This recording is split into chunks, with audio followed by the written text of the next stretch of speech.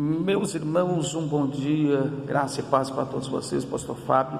Meus irmãos, estamos aqui no templo nesse momento para falar para todos vocês que muitas pessoas estão vindo para o culto sem saber que tem culto, e os cultos voltarão na semana que vem, na quarta-feira, pois estamos aqui em reforma, está fazendo a parte elétrica, as paredes já estão começando a criar forma, né? Então já vai ficar tudo bacana.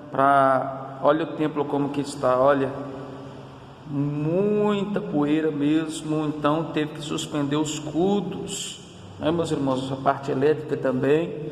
Os irmãos estão saindo daqui 9 horas da noite, colaborando conosco, colaborando com a igreja, colaborando com a obra de Deus. Deus abençoe todos os colaboradores, o cooperador Guilherme, o cooperador Ricardo, a nossa irmã cooperadora Miriam, a pastora e muitos irmãos, nosso irmão Kaique também, que está aqui conosco, nos ajudando. Estamos saindo daqui, meus irmãos, às 9 da noite, os irmãos cansados, chegam do serviço e vêm para cá, para a obra, para ajudar. Meus irmãos, estamos precisando da tua ajuda. Você que está em casa, ore por esta obra, tantos que têm recebido bênçãos por esta obra. Precisamos de recurso para estar tocando, para estar fazendo algo melhor para a obra de Deus. Então precisamos comprar um equipamento aqui que chama mesa de som. Essa mesa não está legal, para os cultos ficar melhor, atender melhor os meus irmãos.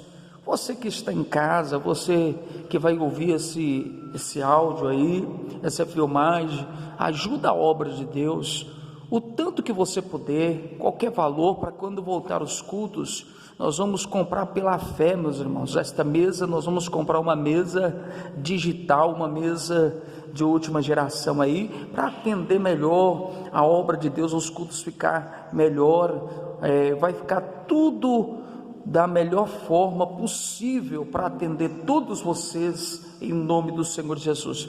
Deus abençoe, viu? Fique em paz. Fique em casa aí, orando e clamando. Ore para os irmãos que estão aqui na obra, ajudando. Ore para eles, para Deus dar força a eles, para Deus continuar prosperando e abençoando, porque diz a palavra de Deus, que aquele que semeia, chorando, ele colherá, sorrindo, viu? Em nome do Senhor Jesus Cristo, Deus abençoe todos vocês.